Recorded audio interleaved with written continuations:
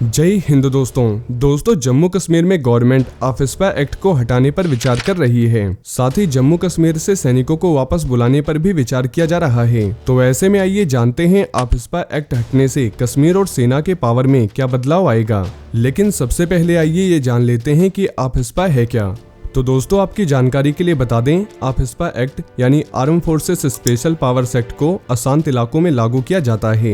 यानी ऐसे इलाकों में सुरक्षा बलों के पास बिना वारंट के किसी को भी गिरफ्तार करने की ताकत होती है और कई मामलों में वो अपनी ताकत का भी इस्तेमाल कर सकते हैं। वैसे 1989 में जब जम्मू कश्मीर में आतंकवाद बढ़ा तो यहाँ भी 1990 में आफिस्पा लागू कर दिया गया था। यानी आफिस्पा केवल अशांत क्षेत्रों में ही लागू होता है और ये गवर्नमेंट तय करती है कि कहां पर ये एक्ट लागू होगा। वहीं जहां भी आफिस्पा एक्ट लगता है वहां सिक्योरिटी फोर्सेस के जवानों को कई स्पेशल पावर्स मिल जाती हैं। जैसे सुरक्षा बल किसी भी संदिग्ध व्यक्ति को बिना वारंट के गिरफ्तार कर सकते हैं, कानून का उल्लंघन करने वालों को चेतावनी देने के साथ ही उन पर एक्शन भी ले सकते हैं और उस पर गोली चलाने की भी अनुमति होती है। इस कानून के तहत सुरक्षा बलों को किसी के भी घर या परिसर की तलाशी लेने का अधिकार होता है। इसके लिए सिक्योरिटी फोर्सेस जरूरत पड़ने पर किसी भी हद तक जा सकते हैं। अगर सुरक्षा बलों को ऐसा लगता है कि उग्रवादी या उपद्रवी किसी घर या बिल्डिंग में छिपे हैं तो उसे तबाह भी किया जा सकता है। इसके अलावा व्हीकल्स यानी गाड़ियों को रोककर उनकी तलाशी भी ली जा सकती है।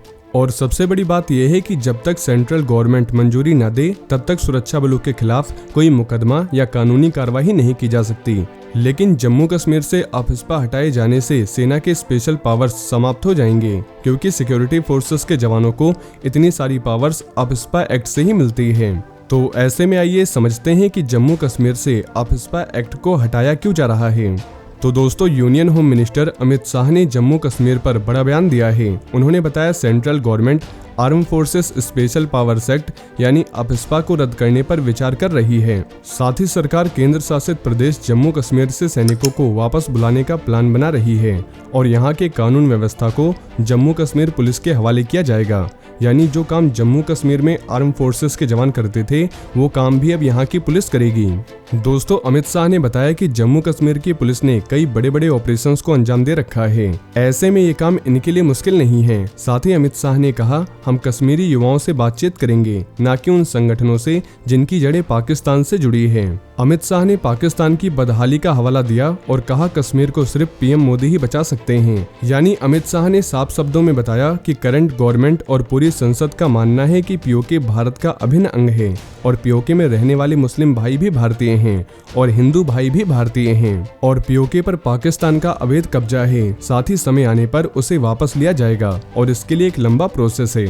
वहीं जैसा कि 2019 से पिछले 5 साल में जम्मू कश्मीर के हालात में सुधार हुआ है और इसके आंकड़े संसद में भी पेश किए गए और ग्राउंड पर भी देखने को मिल रहा है। यानी पहले के मुकाबले यहाँ की स्थिति अब नॉर्मल है। केंद्र सरकार मान रही है कि जम्मू कश्मीर में आतंकियों का मूवमेंट कम हुआ है और आंकड़े बताते हैं कि आतंकवाद में 80% की कमी आई है। पत्थरबाजी की घटनाएं पूरी तरह से खत्म हुई है। साथ ही प्रदर्शन और हड़तालें अब ना के बराबर है और अब पहले के मुकाबले युवाओं में एजुकेशन से लेकर जॉब का क्रेज बढ़ा है। इसलिए अब आफिस्पा को हटाकर धीरे धीरे सेना की तैनाती कम की जाएगी, क्योंकि जम्मू कश्मीर पुलिस को पिछले 20 साल में काफी डेवलप किया गया है और ट्रेंड किया गया है। वहीं मॉडर्न इक्विपमेंट्स और वेपन से भी लैस किया गया है और अब ये देश की सबसे बेहतरीन पुलिस में गिनी जाती है, जिसने न सिर्फ आतंकवाद पर नकेल कसी बल्कि बड़ी सफलताएं भी हासिल की है। इसलिए अब ये जम्मू कश्मीर के हालात को अपने आप संभाल सकते हैं।